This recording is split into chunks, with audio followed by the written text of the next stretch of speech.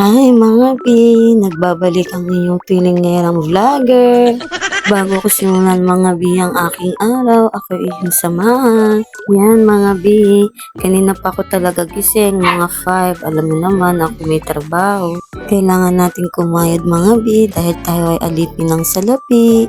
Ayan nga mga B, ako'y tamang upo lang at nakikipaglaro sa mga pamangkin ng aking asawa habang ako ay naghihintay ng oras para magsundo sa aking alaga kasi 9:45 susunduin ko na siya. Yun nga mga B, lumapit sa akin ang isang pamangkin ng aking asawa at nagsusumbong siya at siya ay kinagat at maraming kagat daw ng langgam. Ayan nga mga B, tinatanong ko nga siya kung saan siya galing. Pagdesisyonan ko mga B, palikuan ko na lang siya. Yan, nakita niya yung camera at naghihiya yata siya. Yan mga B, pagtapos ko nga paliguan yung batang iyon at ako ay naglinis na dito sa kabila para baga hindi na ako magkikilos-lini kapag dumating ng aking alaga para bagay less na yung mga gagawin ko at kakain na lang kami mga B. Tamang hugas na nga ako dito mga B, pero konti lang naman ang hugasan ko dahil yung iba hinugasan ko rin naman kaninang umaga. Kaya konti na lang ito mga B.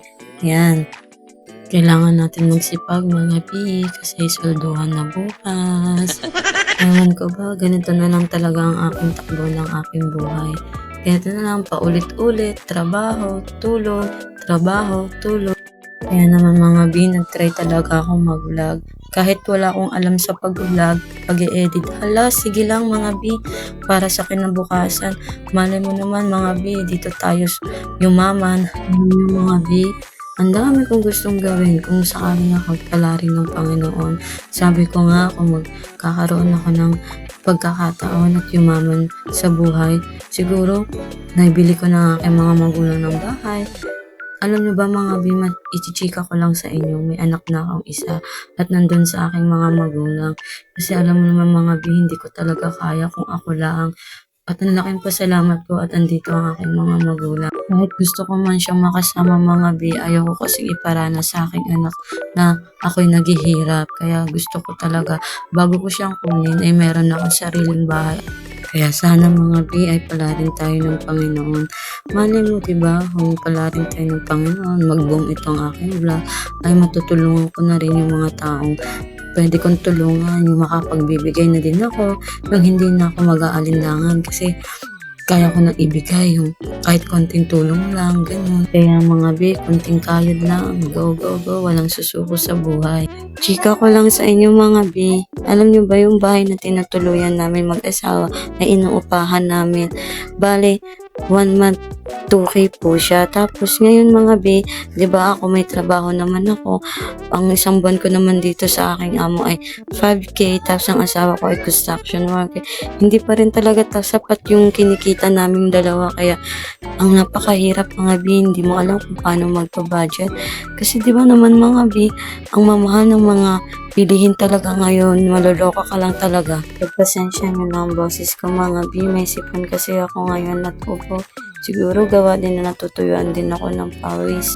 Pasensya na rin kayo mga B kung may naririnig kayo sa background ko ng mga ingay ng mga bata. Ang dami talaga kasi mga bata dito mga B. Yan nga mga B, hindi pa rin tapos ako maghugas.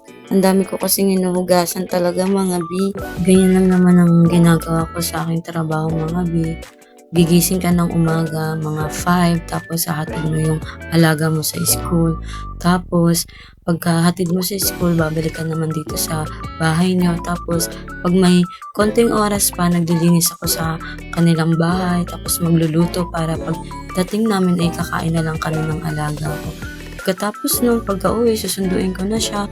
Pagkatapos ng mga B, yung manonood lang naman siya, hindi naman siya masyadong makulit. Wala man siyang ibang gagawin. Tapos mga B, maghapon na yun. Ang time out ko dito mga B ay alas 4 kapag may mga pasok yung mga bata. Pero pag walang pasok ang mga bata, alas 6 ng gabi at ako'y umuwi na. Malapit lang naman ang aking bahay. Dito lang naman sa may tapat nila. Kaya carry lang mga B. Buti nga mga B, malapit lang ang aking trabaho at wala na akong pamasahe. Less na yung pamasahe ko, di ba mga B? Tapos mga B, pagdating naman sa gawaing bahay nila, ang gagawin ko lang, magluluto, maghuhugas, tapos mga B, di ba nga mga B, na-chika ko sa inyo na mahirap ang tubig dito. Kaya minsan mga B, nagpapalaundry sila mga tuwing ano lang naman, tuwing Sabado ang laundry nila. Kami din naghahatid ng mag-asawa dahil pinapagamit sa amin ng amo ko yung motor nila, uniform ng mga bata. Tapos mga B, nagpaplansya din ako ng damit nila. Yung uniform lang mga B at saka yung kanilang pangloob, yun nilalaban ko yun yung mga underwear. Yan nga mga B, tapos na ako maghugas, pinupunasan ko na lang yung kanilang kalan. Alam niyo naman, lagi yan natatasikan ng mantika mga B. Yan mga B, pagtapos natin maghugas, inaasikaso ko rin itong basura nila mga B. Gawa ng laging daming langgam mga B. Alam niyo naman, taglanggam ngayon mga B. Masakit pa naman mga gat mga B, mga pula pa naman. Yan mga B, pinapulitan ko na lang siya ng plastic para may bago naman silang basurahan. Pupunuin na lang nila yan mga B. Pagtapos ko nga maglagay ng basurahan mga B, tamang walis lang, konting walis lang mga B. Kasi maya maya magsusundo na rin ako ng aking alaga mga B. Lipat na nga ako sa kabilang side mga B. Ito ang kanilang sala. Nililinisan ko lang ito mga B kasi lagi din may langgam dito. Paano naman hindi magkakalanggam mga B? Dito kumakain yung alaga ko, Diyos ko dahil. Tamang walis ang inyong mga B. At ayan nga, dumaan pa nga aking mister. Lagi na lang talagang paepal. Fast forward na nga mga B, nandito ako sa aming bahay. Dito naman ako maglilinis. Lagi ko din yan ginagawa mga B. Gusto ko rin kasi malinis ang aking bahay.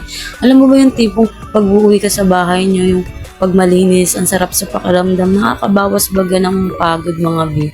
Yan mga B, habang ako nag-aantay ng oras, tamang linis ang auntie mo. Yan, inom muna tayo ng tubig mga B at nauhaw at napagod sa paglilinis sa kabila mga B.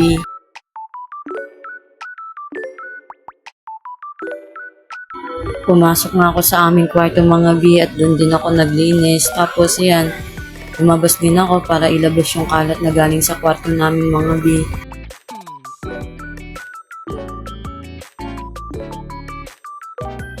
Yan nga mga B, kumuha lang ako ng barya para pamasahe ko mamaya. Ang hirap kasi mamasahe dito mga B kasi ang mga jeep dito, grabe. Kapag buo ang pera mo, hindi ka na nila susuklian. Yung kunyari 15, 13 lang naman ang pamasahe mo pag ikaw lang mag-isa.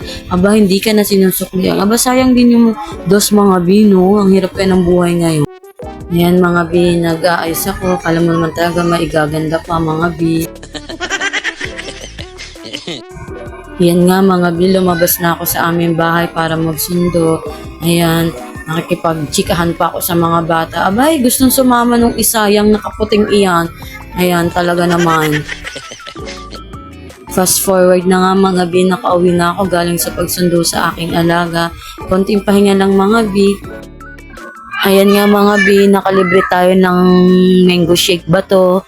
Kaya tamang inom tayo mga B. At napagod ang auntie mo.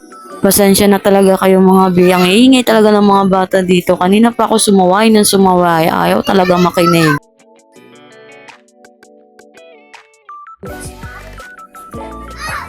Yan nga mga B, konting silip lang sa labas at tinitingnan ko rin ang aking alaga. Yan nga mga B, hindi naman siya mahirap bantayan at siya ay malaki na, naglalaro naman na siya mag-isa mga B. At dito na lang mga B, bukas ulit.